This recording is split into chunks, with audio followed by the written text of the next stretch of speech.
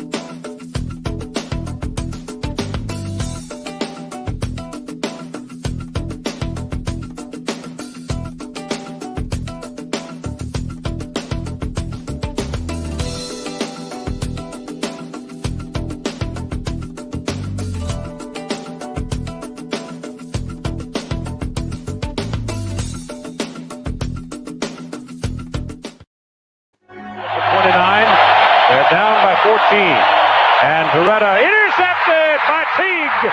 George Teague to the end zone. Touchdown. Hall is now right in the middle. That's his blitz. Passes away. Penalty flag down. Lamar Thomas has got it. Lamar Thomas is on his way down the sideline. George Teague is after him and runs him down. Takes the ball away from him. Teague's got the ball. And they tackle Teague back at the 12. Game's over. Alabama defeats Miami. Number 2 beats number 1, 34-13. Blitz on from the 1. And they throw a fade right side of the end zone for Owens. He got both feet in. Touchdown catch over the shoulder. Here we go. They're going to have a big fight. There goes Owens. Puts it down, and he levels it. Here it goes. And now Teague is aimed at by an offensive lineman. Flozell Adams pulls Teague away, and Owens is waved to the bench, and he stands in the middle of the star and holds the ball out. Let me tell you something, Brad. Terrell Owens started it. Emmett Smith went out to the 50, trumped him. Now Terrell Owens comes back, and George Teague said, you know what, I'm not going to take this. Good for George Teague.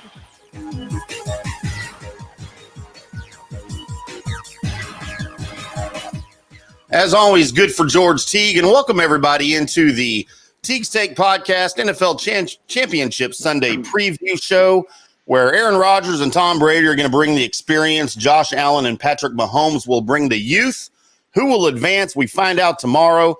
As always, I'm joined by George Teague and JT, and we've got special guest analysts right now. Clancy, Pendergast, Ken Stills Sr. with us a little bit later. The great Cornelius Bennett will join the show. But boys, 2 really big games tomorrow, and we've been talking about these matchups differently really for the last couple of weeks with the other pregame shows.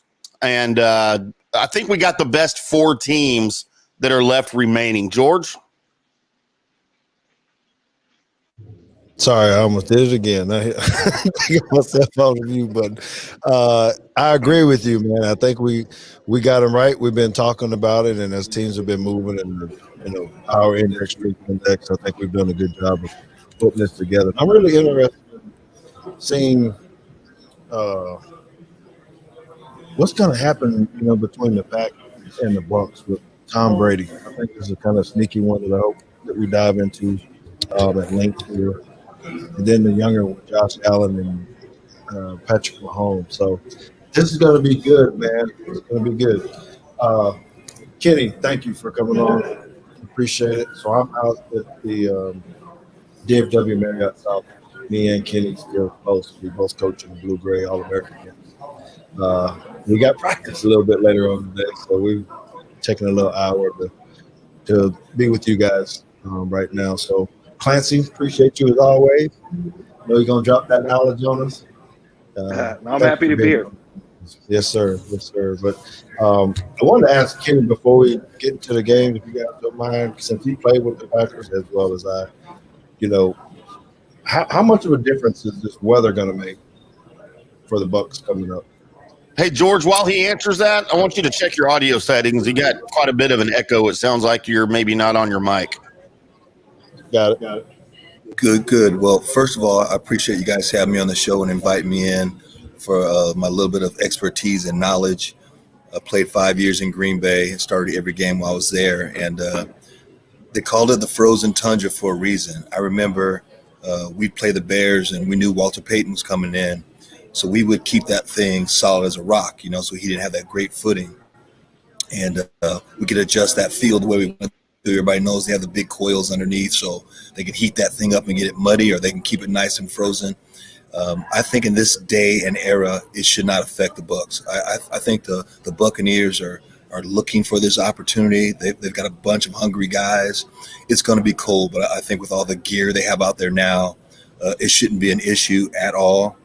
Only thing that could be an issue is if the field is frozen and it's rock solid. But as far as being cold out there, I think the guys could care less. All right. What about Tim? That could be a factor here for someone or anything. Nope, we're having all Tim. Somebody's giving us a message. Maybe it's George. Sorry, Kenny. Go ahead, man. Go ahead. Did you have a question for me? Yeah. Well, would precipitation be any factor here, you think, if it's snowing light, or we're going to go to the ground game, or how's that going to affect anything? Well, when you look at it, so let's look at them statistically. The Buccaneers right now are really statistically looking like a better football team. They seem to run the ball better. They average more yards on the ground rushing. They're doing a better job in the pass game because the run game is opening that up. If you look at the stats from the last game, I have the stats over here. They only rushed for under 100 yards. They rushed for 94 yards and they threw for 107. While the Buccaneers rushed for 158 yards and they threw for 166. I think the Buccaneers played their best game they possibly could have played last time. They had 0 penalties. They got 2 turnovers. And they sacked the quarterback 5 times. Aaron Rodgers, he had a QBR of 12 in that last game. So I want to say the Bucs probably played the best game they possibly could play, and they're going to have to take that up in the Lambeau. Now, participation, I think when it was snowing, when it was 32 degrees Celsius, when the snow was out there, we loved it because that's a warm day. When it's 8 below, 7 below, or just 8 degrees or 7 degrees, now, that's a little different. Now it's colder, but I think, again, these guys adjusted well. We have the heated benches on the sideline so you can go put your hands and your feet in. So it's really not going to be an issue. I think if it's snowing, they're going to enjoy it a little bit better. And now with the gloves that the league makes and these guys have, I mean, they're so sticky and tacky. Guys are making the one-handed catch every game, every play. But I think as an overall, if you look at the game, you're going to have the running game intact.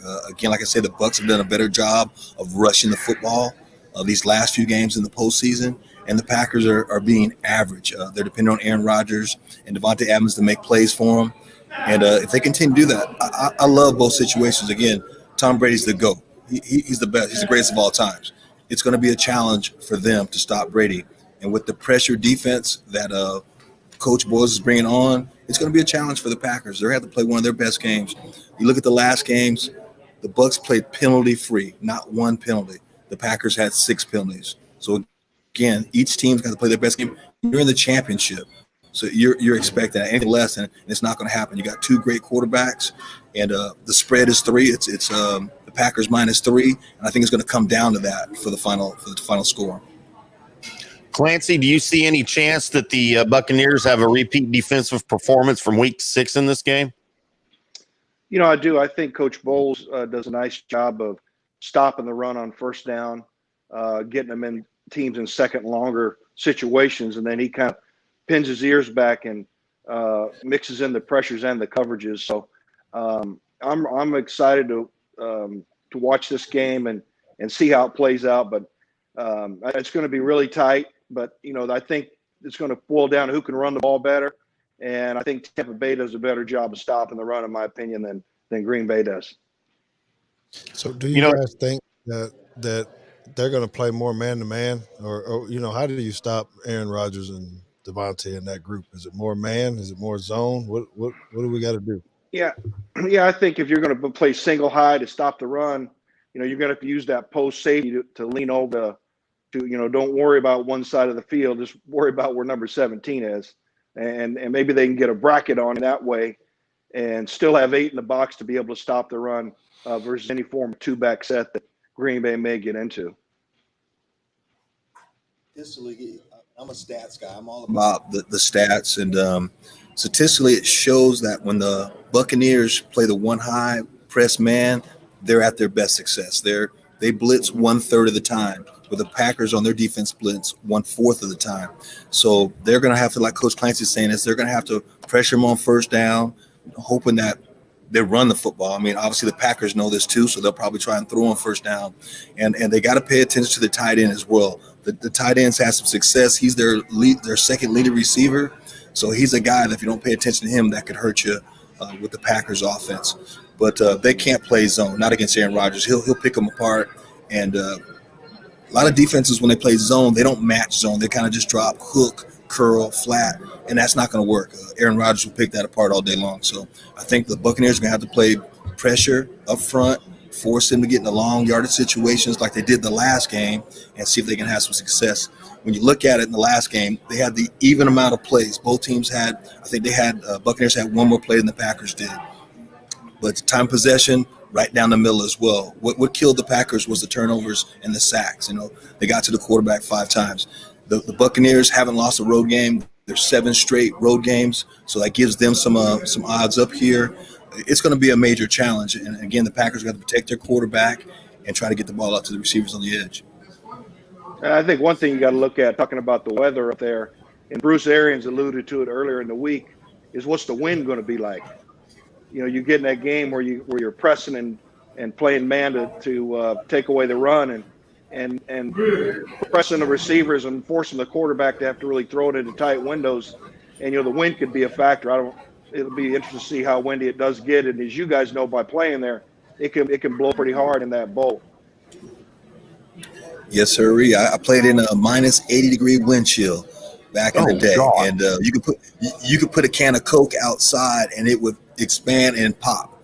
That's how cold it was out there. And, we went out there, guns up, trying to be all tough. And back in the early 80s, all we had was that one heater blower. You would stand there with a jacket, try to blow the heat into the jacket, because we only want the visiting team to have that same equipment. Now in the NFL, whatever the home team has, the visiting team has to have. But again, I think it's the NFL, and it's 2021.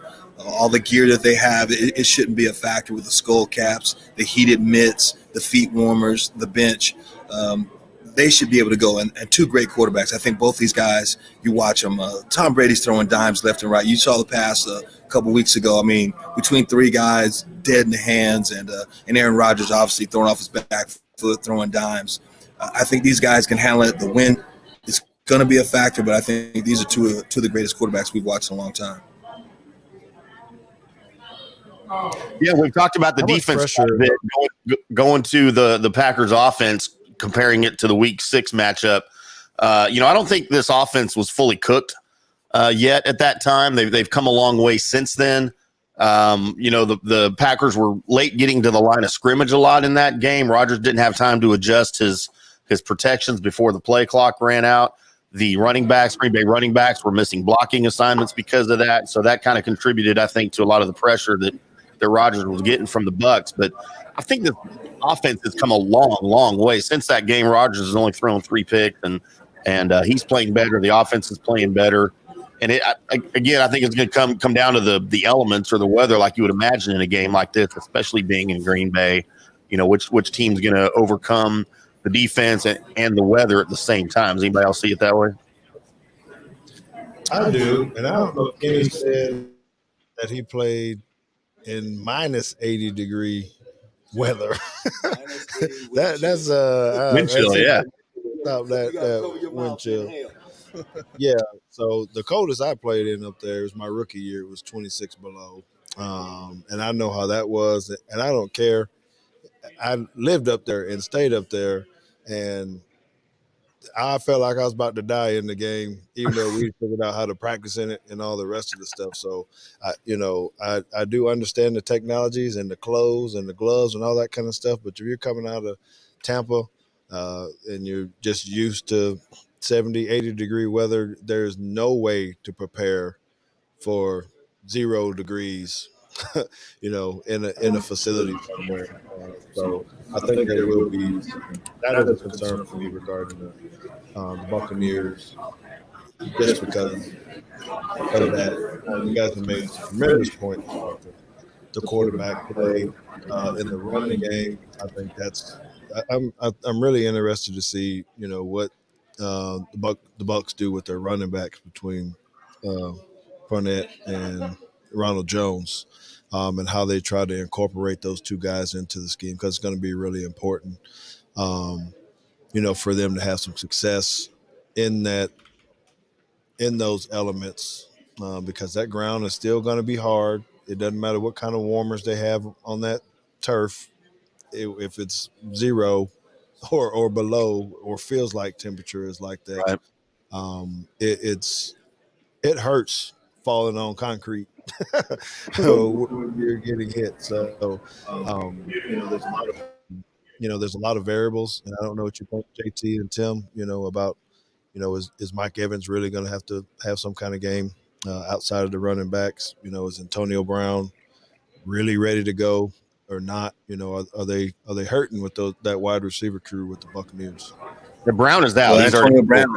Yeah, Antonio Brown's out. They said that this morning, so he's out for the game. I'm gonna jump on that, and there was a 2-part question. I want to go back first to the first game, the 30-10 game, and you look at the Packers offense, and now I'm giving you guys a Packers biased view. I know, because I like both teams, but Aaron Rodgers threw 2 interceptions. He has 5 for the entire season. He has 5. His QBR was 12. He was sacked. He was sacked 5 times for minus 53 yards. They only rushed for, their top running back had 34 yards, and Adams had 61 yards and no touchdown. That is an anomaly. That's the only game it's happened. Defensively, they were giving up 31 points a game and 347 yards. Since that game, they went down to 299 yards a game and 17 points a game. So whatever happened that game, if it woke up that team, the Packers have made adjustments. And these are the numbers talking. They'll do a numbers check, but these are the numbers talking. The Buccaneers played their best game ever. Like I say, they were penalty-free. They had total 324 yards. They rushed for 158, and they passed for 166. Brady wasn't sacked at all, no interceptions. They were 4 for 4 in the red zone. Like I said, penalty-free.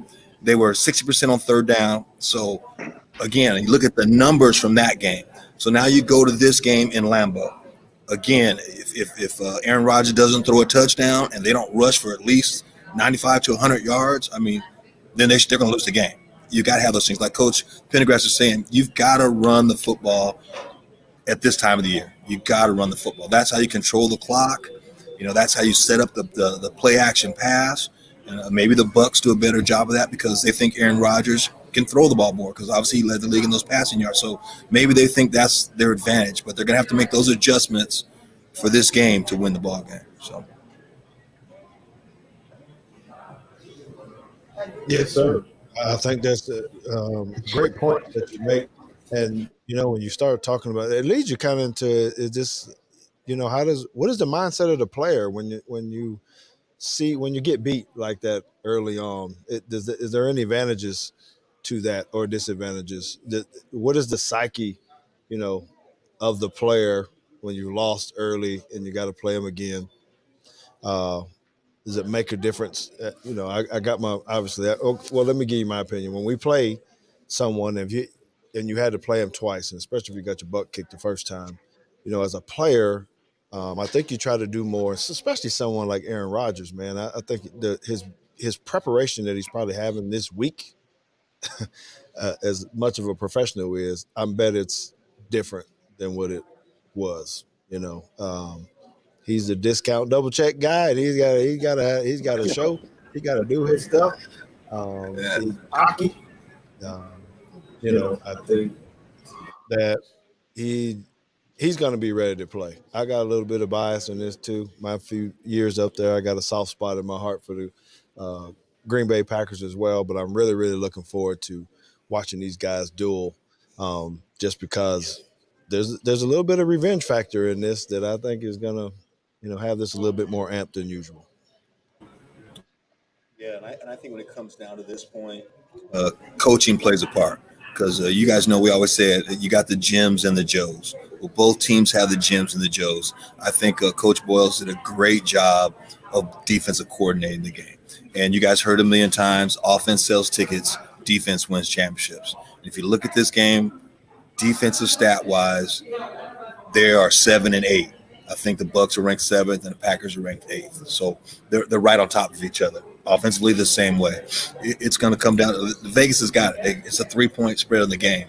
But again, I think they're all professionals. But I think now it comes down to coaching. You got the quarterback whisperer, and you got the defense coordinator that's bringing it from everywhere. Then you got the young LaFleur and defense coordinator. Who's the defensive coordinator for Mike Pedheim is the defense coordinator for the Packers. So I think those guys got to get into the film and really break it down.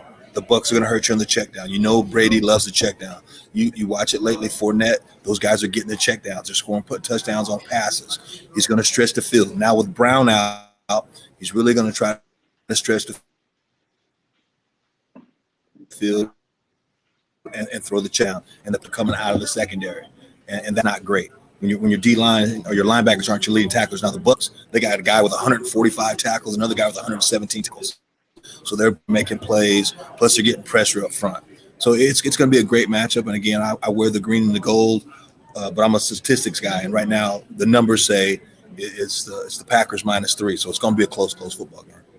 And you guys talked earlier about the preparation with the coaches and the players, but I promise you both staffs are looking at every single game that those teams played this year, and particularly the teams that ran similar offenses and defenses schematically, and really taking a look at how both sides of the ball they attacked each other, and then get ideas from that. And there was a lot of late nights this week for the coaches, and like George mentioned, the preparation of players will be a lot higher as well. So there's no shortage of film to be looked at this week when you get this much tape on somebody. Clancy, I know it's been 2 weeks into it now, but if you have a bye week beforehand, is there any extra work that you do in preparation for a couple weeks ahead, or do you really try to stay focused on just that next game? Meaning? Yeah, during a bye week, I always try to look at the cut-ups of my own defense and see maybe how people were attacking us, and then you do look a little bit further out, and most staffs will go ahead in the off season and take a look at teams within the division for sure that they're going to play twice, and kind of have a general idea of what they like to do offensively and how you might attack them. And a lot of times when you put together your off-season personnel and scheme, you're doing it to combat the teams within your own division because you got to play them twice.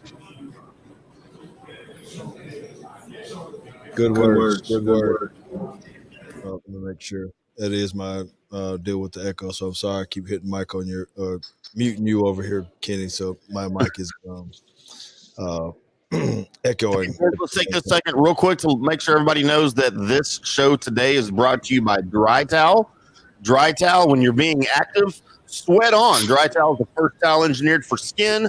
Other fabrics like cotton and microfiber can maintain bacteria stains and odors. Dry Towel, worn by champions, developed by champions. Go to drytowel.com.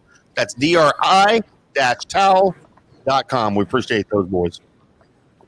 Yeah, speaking of which, tell Reggie I said what's up. Oh, yeah, I would definitely make sure you do that. He's walking around here somewhere, so we're very glad of him. Yeah, he brought us some gear. We got some stuff. Oh, well, he ain't bringing enough for all of y'all. We're working on that part of the deal right now, but I will be rocking some new gear here today, so we're thankful for them.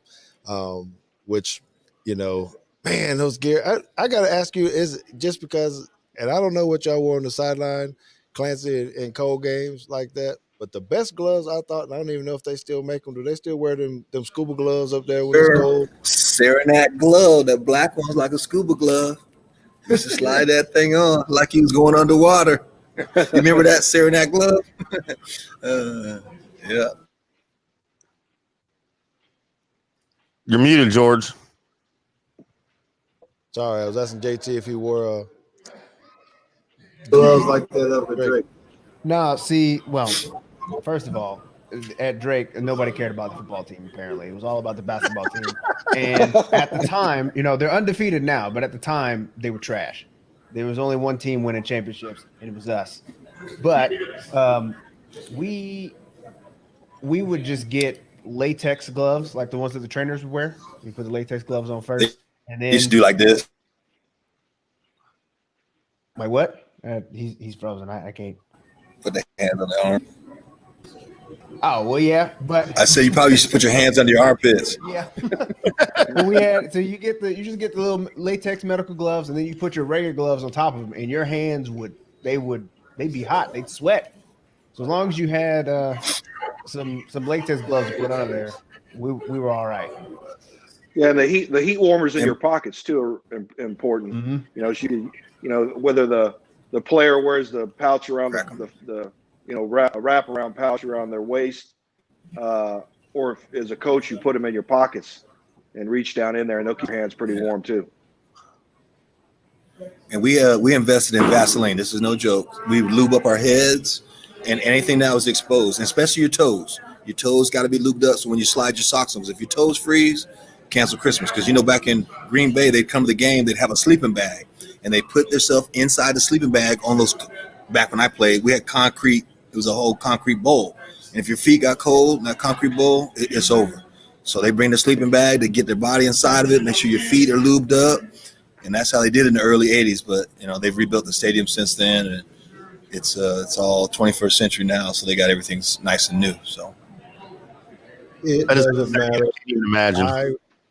No, dude, I almost burned my feet off, literally, in that game I was telling you about, because I stick my foot in front of the little fire tubes or whatever because my toes were so cold. They had the little heat blowers that go under the thing, but it wasn't working well enough for me, so I really just put my foot right up there, and I wasn't paying attention, and I looked back down, and my shoestrings were on fire, literally on fire, and so I had to quickly kick my shoes off and try to get me some new ones in the middle of the game because it's ridiculous on how cold it is, and oh man, I'm getting sick just thinking about that game. And it was against the Raiders, and we kicked their tails because they ain't want no part of that game at all. Well, I don't know if you guys remember way back. This was, I don't know, Coach Clancy, you probably remember this, maybe 86. Steve Young played for the Tampa Bay Buccaneers, and we played the Buccaneers up in Lambeau and got 2 feet of snow. Steve Young threw like 6 interceptions. I had Tim Lewis and Mossy K, those guys that picked him off. Alfonso Carricker, number 1 draft pick from Florida State, sacked him 1 million times, and we beat the mess out of them. And they were on that bus and playing so fast out of Green Bay. I think it was a running clock in the NFL game. It was the funniest thing ever. But they could not stand it. It was awesome. Well, let's figure out who got picks on this. I guess I'll start first. How are y'all predicting this game out? The Bucks and the Packs. I'm taking the Pack to win. I think I think it will be a good game going on, but I think the Pack will excel a little bit more. I think they cover. Say that way. I think they cover and send the GOAT quickly back to the plane or the bus, like you said, and have him back in Tampa. JT, who you got? I got the Packers. Man, I got the Packers to cover. I think this is probably, I don't know, I'm going to go out on a limb. I'm going to say this is probably at least a 10-point game. Wow. All right. Kenny, what about you? I'm gonna say a team in the NFC is gonna win the game. Okay. I'll tell you what. I wear the green and gold, and I'm retired, so I get my retirement check from them. But it's gonna be tough. I couldn't really tell you, to be honest with you. The numbers say the Bucks win this game. The numbers say that, and they got the greatest player of all time on their team, and they got a great defense. So the numbers say the Bucks win the game. Who am I going to pick? I'm going to pick the Bucks. So there you go. All right, going out on a limb there, as George said. Coach, what about you? How do you see it? I think as George mentioned earlier, with the way the score was last time, there's going to be a little more added incentive for Green Bay. I think there was a bad taste in their mouth, obviously, from that last game. I think it's going to come down to who runs the ball better, and I'm concerned about Green Bay stopping the run, but I do think that they'll win at home. I don't know what the score will be, but I take the Packers at home. Yeah, and I think I see things pretty much the way you guys do, except maybe Ken. I've got the Packers in a somewhat closer game, I think, than JT thinks, like a 24-20. Not too high scoring because you just don't know what's going to happen with the weather. But I definitely think the Packers are a better team, and being at home, even though you don't have a stadium full of fans, there won't be any Lambeau leaps and any arms going on today. But I just think they're a better team.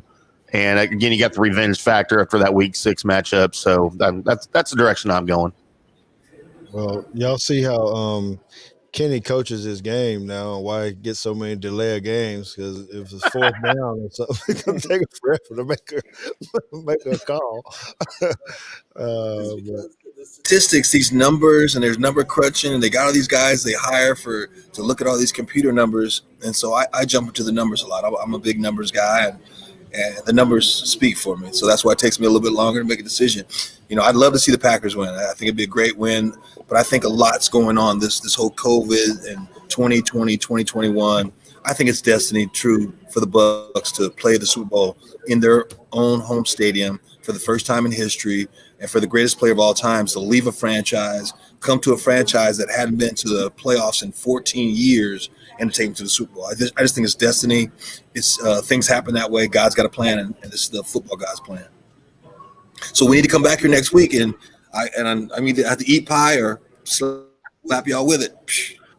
Well, I bet that could be arranged for our Super Bowl preview show. I think we can do that. Yeah, that'd be great. All right. Well, George, we want to take a quick break here, and then we'll come right back, and then we will talk about the AFC matchup between the Chiefs and Patrick Mahomes and the Buffalo Bills and Josh Allen. And we're going to have Cornelius Bennett on, former Buffalo Bill, to talk a little bit about that. Is someone leaving us, or is everybody hanging on the rest of the way? Yes, sir. Let's do it. Thank you, Kenny. We do appreciate your time. You got to get back to work. All right. Well, very good. We'll be right back with more Teague Steak after this. Increase time inside your home, noticing all the little things. Let Repair Resource be your one trusted contractor to tackle all of your home repair needs. They do it all: electrical, plumbing, drywall, painting, and flooring of all types. They can even handle your exterior needs, like fencing, patio covers, concrete pads, and decking. No job too big or small. Repair Resource does it all. Call them at 972-415-1198 or visit them online at www.repair-resource.com. Hey, this is IndyCar Timm. I want to talk to you about the Maverick Bar and Grill in Carrollton, Texas. It's North Dallas's premier sports bar and grill, located at 1616 West Hebron Parkway. It's 16 minutes from just about anywhere in the DFW Metroplex. With all of the live action on dozens of TVs and the big screen, it's the place to hang out and watch the return of sports with all your friends. Friday and Saturday nights, you'll find the best live music in DFW right there at the Maverick Bar. And of course, on Thursday nights at 6 p.m., you'll find Teague's Take broadcasting live with Alabama and Cowboys legend George Teague. Come hang out and be part of the show. Check out the Maverick Bar and Grill in Carrollton, 972-492-7500, or on the web at themaverickbar.com.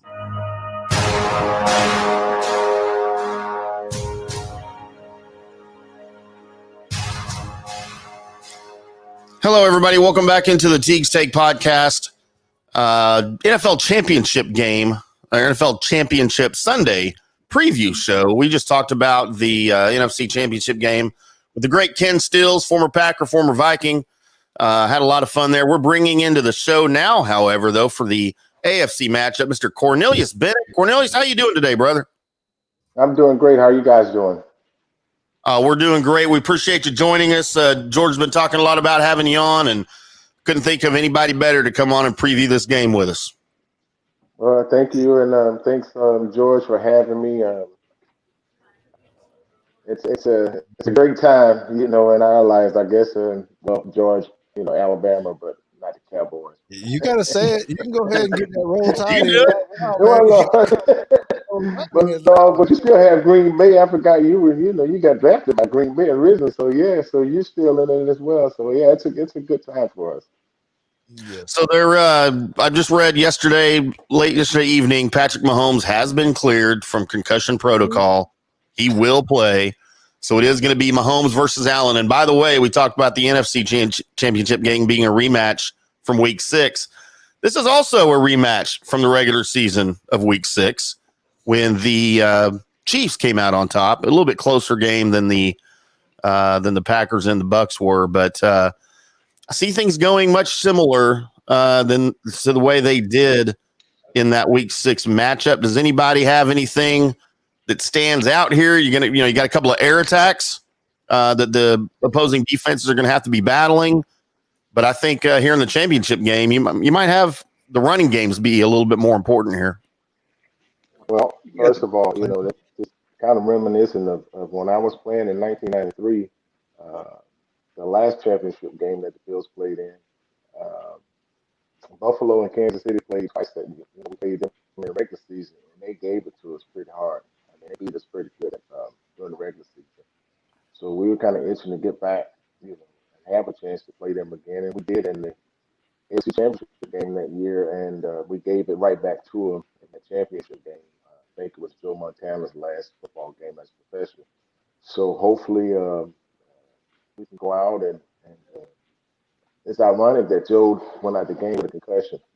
I'm not saying anything about Patrick Mahomes, but it is kind of similar to the whole situation.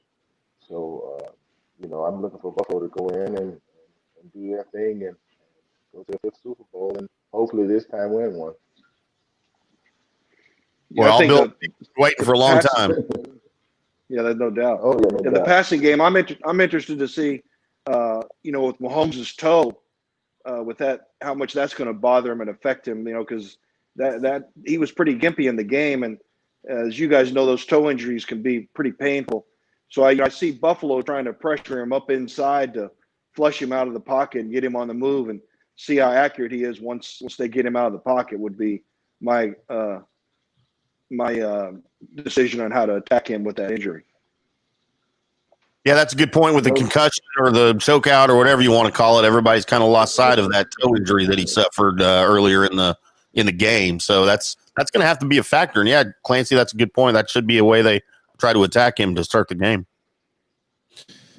I think I'm a little bit, I'm not really worried about the concussion piece, not in the sense that we're taking it lightly. I just don't know if that was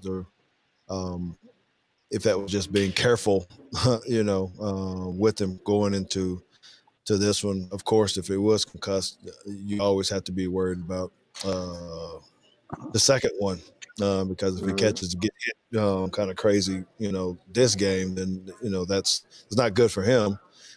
This close together to have a second kind of deal like that. So when you put that in there with the toe, and does he really go out of bounds? Does he try to juke somebody out or not? Because he is a little risky.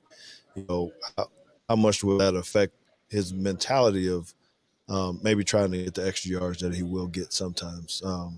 And plus, I think it's going to be a turnover type game, or who wins this turnover battle. I think the way Mahomes has actually been turning the ball over lately, I think that gives a slight advantage to the Bills because they're playing better defense than they've been playing. But there's a little bit, But hey, man, somebody on that team set a record, or at least tied a record last week. So I'm feeling pretty good about what they're doing with their defense. But this one, I'm just worried about Mahomes and what he can do, as Clancy said, with his toe coming off a concussion. Man, I just hope that he's mentally ready to battle. Hey, I don't want to just breeze over the fact that records are set by great athletes. Oh man, that is funny. It's great that when you're sitting there and you're watching someone run an interception, and I'm watching the game, and it's weird not even knowing you see him, and I'm thinking, oh, he's just gonna go down, and he doesn't go down. Then he's running, it seemed like it took forever for him to get down there. I was like, is somebody gonna catch this dude? And I'm like, oh my God. Like, I don't know if I'm supposed to be happy or what's going on. And, the funny part, I'd say the funniest part is the person I got the first text message from was my son, JT, and I can't even remember the exact words, but it was like, hey, bro, you might want to check on that one because you might be down. You might be gone. So, that was your rookie year, right, with the Packers? It was my rookie year with the Packers, yes. Right. Yes. So, wow. I really didn't even think of forgetting geez, how many years ago it was that he's even been untouched like that. So I'm happy for them, for what's his name, Johnson, that he was able to do that.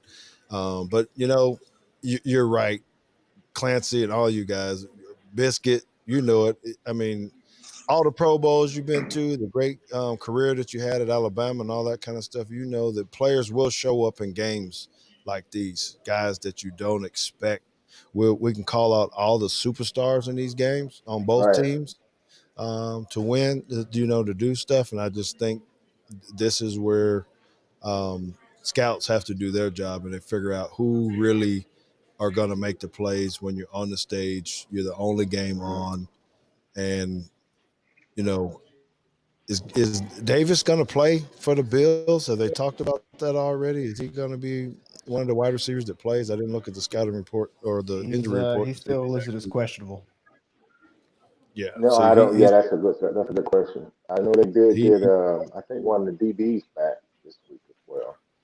I don't know. Well, and that's a factor, right? When you don't. Yes, Clancy, how do you do that? What do you guys do as coaches when you're looking at these reports, whether guys can play or not? What does the coaching staff do when they're? I mean, we're looking at it fans for fantasy and all that, trying to figure out our lineup. But what do you do as a coach when you're looking at these injury reports? Yeah, I always felt like if they're questionable, they're going to play. If they're doubtful, then that's kind of the cutoff point. But if they're questionable, you got to pretty much anticipate that they're going to at least give it a go, or even if they were limited in practice, once that doubtful goes in there, usually don't see them. But if they're listed any other way than that, you got to prepare for them. And they, depending on how bad their injury was, I'm sure they rested them all week and go out there early and take a look at it in pregame. And usually what I try to do was go out there early once you got to the stadium and kind of watch the other guys, watch whoever was injured warm up because they're usually out there with trainers and the medical staff to see if they're able to go or not. And usually get a good feel by watching them in pregame, how they're moving around. Then, so many minutes before the game, I think it's 50 minutes before the game, you get the inactive report. There's got to be so many guys on the inactive list. And then, you can just determine then whether they're up or down. Yeah, but George, as a player though, we try to do everything in our power to show up on Sundays. But the one thing I never messed around with is when I hurt my knee or hamstrings or whatever. I the trainers, the head coach, that first meeting every morning is between the head coach and the trainers to see who's up and who's down. I know that, that, and coach knows that as well. But as a player, you try to do everything in your power, thinking about your future as well to play, and show up for your teammates. But when you have lower extremity injuries, you tend to take it a little bit easier as far as trying to go or not. I know there were times when I wanted to play, like the Houston Buffalo game, the comeback game. I was out with a hamstring, and I wanted to play, and I tried, just like Coach said, up until almost game time, to the last minute to go, and I just couldn't. But then you have to go with what you have, and you hope that guy, that the non-superstar guy that's filling in or whatever, goes out and have the best game of his life and help contribute to a team win. Yes, sir. You're right. I mean, it's never a good feeling as a player when you have to go out and do a little bit of extra work before the game to try to get that nod up or down, and someone has to come and tell you you can't play or put your street clothes back on or whatever it is. That's not, that has happened to me a couple times, and that's Yeah. not I have a comfortable. What good do you? one. I have one. Yeah, I have one. Derek Thomas story. Talking about Kansas City. My senior year, I was out with a hamstring. My backup, when talking about one of those guys coming in and having the game of their lives kind of situation or whatever, that was Derek Thomas coming out for it. We played Ohio State in the kickoff classic, and Derek went out and showed out. And from then, of course, he's one of the greatest to ever do it. So that's what you're hoping for when you have any player go down. The next man up is just as good or better. I'm gonna have to have you on for one of our little high school shows about the recruiting and saying that they're gonna get somebody good to come in right behind you, push you a little Yeah. bit. Yes, sir. That's what Different it's story. about, right? That's what it's That's about. right. Trying to find That's the right. next one. Yeah. Yeah. So what do you guys think? Well, about this Josh Allen cat? Is he ready to go ahead and get him to the bowl? Does youth really matter here, or is he ready? Can he get them over the hump? And battle with Mahomes under these type of pressures and get them to the Super Bowl. Well, I don't think the youth go ahead. matters Go too ahead. much. I mean, you got two young quarterbacks here in the grand scheme of things. So yeah, one's already done it. Jared Goff is young and he made it to Super Bowl somehow. So I don't see why Josh Allen couldn't make enough plays and rely on a pretty good defense to get them over this one. And I think Josh Allen is infinitely better than Jared Goff at this point, and probably has a higher ceiling at this point. So it's really up to Brian Daboll. And by the way, how did Brian Daboll not be a fit for any of these head coaching positions that were available here before? But it's up to him to keep Allen loose and to keep the game plan flowing for him and keep him in a rhythm and keep him confident there in the pocket. I definitely feel that way as well. Josh, in this year of his career, looking back over his previous 2 years or whatever, he made a lot of mental errors, holding on to the ball too long, kind of thing or whatever. I think Stephon Diggs coming in and helped build his confidence during the offseason. From day one of Diggs getting traded, they were working together. I think just confidence of having a true number one receiver has really, paid dividends for him and his confidence. And, Mahomes, they won last year. So let us, old Buffalo Bills, man, we need one. We need Super Bowl win. And I think it's our time, man. He's playing too good in defense. A bunch of young kids are showing up and showing out. Well, Cornelius, It's been really as a lifelong Cowboys fan, I really enjoyed those early '90s Super Bowls against you guys. But I'm tell you what, man, I'm pulling for you now. I'm pulling for the Bills this year. Well, I Clancy appreciate has it. We need all the help we can get. Yep. No, I was going to say Allen's maturation has been fun to watch. He's really grown as a player, and you can see his confidence every week, grow. And like you mentioned, Stephon Diggs, I think, has been a big part of it, and just their whole offensive scheme. I think they do a great job of Coach Daboll being very innovative in what they do and how they utilize their skill pieces. And I think they kind of the quiet unsung heroes of that offense is really their tight end play and their ability to block in the running game. And then, they sneak them out off play action and they seem to have guys wide open all the time. So I think just watching their offense has been fun. And I think Kansas City's going to have their hands full. I think George mentioned the turnovers are going to be huge, and whoever's defense I think plays better is going to win the football game. So what do we think about watching Buffalo last week? I can't remember the exact numbers of how many times they threw the ball. Is what percentage of pass is this game going to have between both teams? The two questions: percentage of pass and of the running backs team rushes for more yards.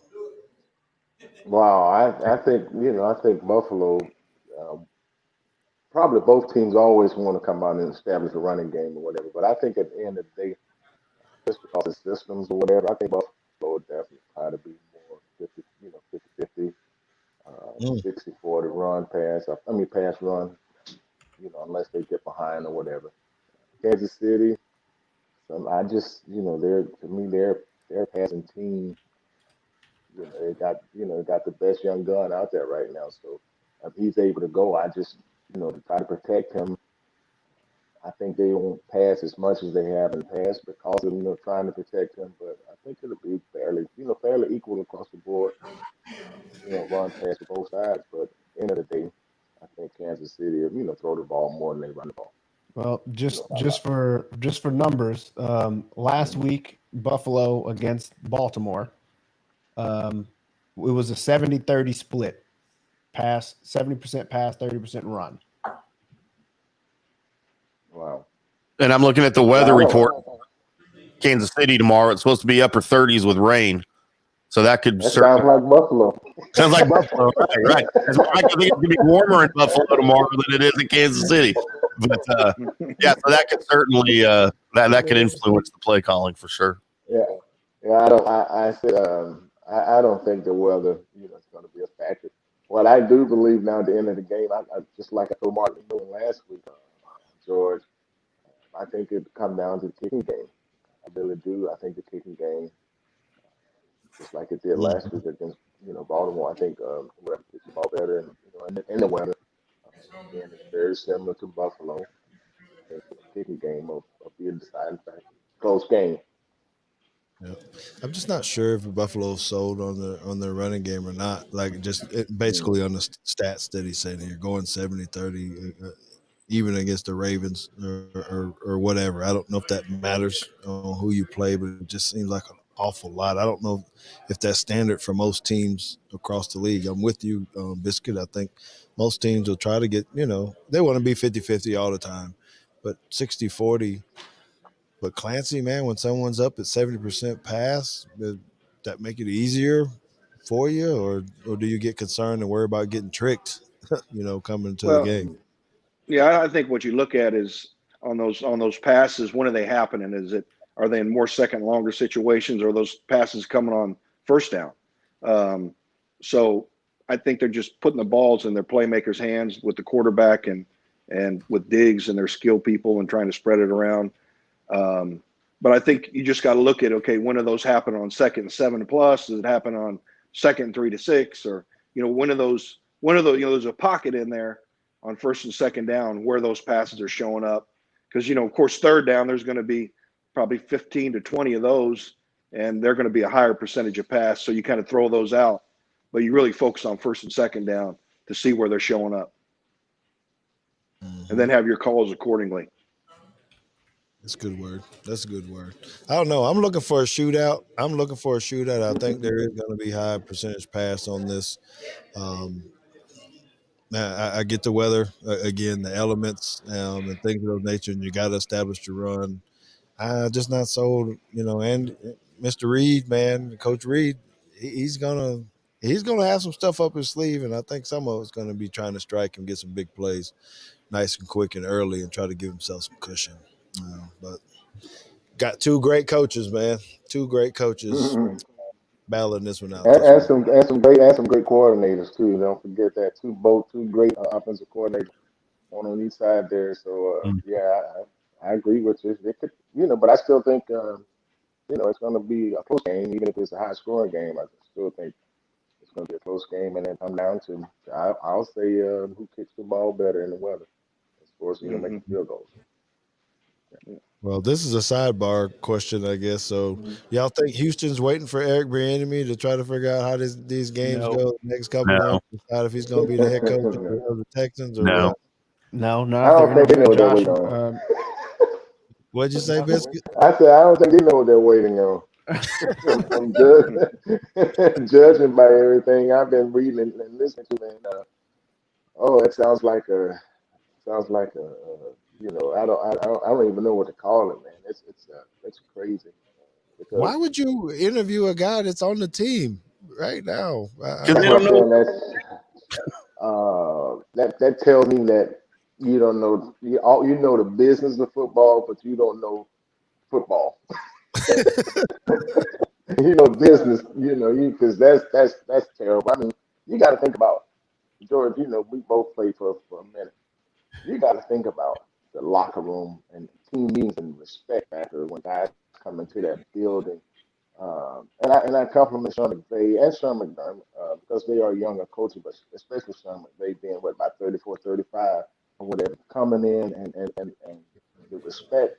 You get a guy, when I retired, I was 35, and I was treated, almost like a coach there by the guys or whatever. But the respect part of it, is he respectable? Is he respectful? The guys click with him. I mean, that kind of thing has to play in it, bro. And you know that when you get that vibe, and you walk in the locker room, and your head coach, he ain't looking at you in the eye, and you don't want to look at him. You don't want to be at work, kind of thing, whatever. That's a big part of it. And I don't know, guy coming straight off the field and talking about being a head coach. There's a lot that goes into that. Yeah. I don't know if Yeah. I could respect him. Well, I don't know. Maybe JT or Tim, y'all can go ahead and apply too. Maybe y'all get an interview. I know I might get an interview. Shoot. Yeah, I don't know. Anyhow, okay. Well, we Well, got you another. had the patience for it. You had the patience for it. Yeah, you could. I think he could do it. I've kept up with you over your coaching career. I think you have the patience for that kind of job, man. I But I think don't. this is. I think this is the time where I say you're breaking up and I can't hear you. But Is that better? no, yeah, you're fine. I was just saying that sarcastically and stuff. Oh, okay. Oh. Yeah, I it's got you. all. I got you. I feel you now. Okay, Um, yeah. all right. So, Some how do y'all predictions. feel about this game? Yeah. How about some predictions? I went first last time. Clancy, you get the first round on this one. Who you got, Clancy? I think, like you alluded to earlier, the turnovers are going to be critical and in this game. And I really think I'm going to go out on a limb here, and I'm going to take Buffalo. I like the way Leslie Frazier's defense is playing right now, and I think they're very well coached defensively, with their head coach being a defensive guy. So I look for Buffalo to win this game on the road. I think they're kind of on a roll, and I'm going to go with Buffalo. All right. JT. Well, I think I did pretty good on my picks last week, so I kind of followed the same principle this week, looking at trends and just removing myself from the X's and O's. I've got Buffalo winning this one Ooh, All right. in a dogfight. all right. How about that, Biscuit. man? Y'all What you got, Biscuit? making me smile. I got the biggest smile. Yep. But yeah, I'm just not sold on Mahomes being, even though if he plays, I'm not sold on him being, of course he's not gonna be 100%, even without the toe injury or whatever. So um, I don't know if he'll last the whole game, and don't want to see him get injured again or whatever. But I just don't know. Right now he's very fragile, and we'll see after the first hit that he takes whether or not he's ready to go or not. But again, like, as I said earlier, I think it's going to be a close game. How many points I don't know, but I think it'll come down to the kicking game, and I think Buffalo right now is clicking on all cylinders, especially the kicking game. So Mark Levy was a big special teams guy, and I've always paid attention to it, and I like this young kicker that Buffalo has, and Buffalo wins maybe by field goal. Yes, sir. Yes, sir. Well, I'll go next, and Tim, I'll let you bring it up because I love the angle that you bring. But three have already won for Buffalo. I think JT and I both were 4-0 last week. I think on our picks. So I won't even talk. I don't know where Tim was. He probably can bring But I'd have to pull that. I don't know if that was accurate or not. Well, and you get a asterisk on yours because you were not going to pick the Bills, and you waited till I made my pick, and you changed your mind. No, I So said you guys made some very good points that made me flip my pick, and I flipped my pick to the right one. So hey, that's what it is. No, but these two I've already had. I knew who I was going to pick.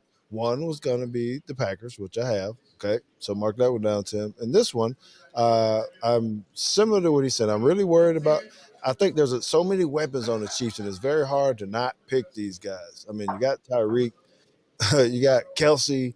I mean, you got Mahomes, and it just, man, they're just so explosive at any point in time, right? But I am worried, just like Biscuit is, about is Mahomes truly okay? Is he going to get with that toe like Clancy was talking about and all these kind of things? And I think that with the momentum that Buffalo has, they're going to ride it again. I think they're going to outlast the Chiefs. So I'm taking the Buffalo to win a close one and head to the Super Bowl this year.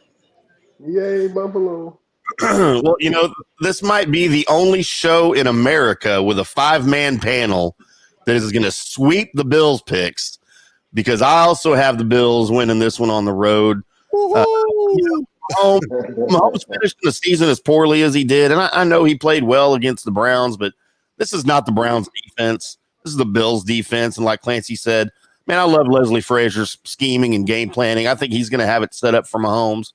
And again, like George said, we don't really know Mahomes' health as far as the toe, or after his choke out / concussion, what his mental facilities are going to be up there. But yeah, I've got the Bills like a 27-23 win here.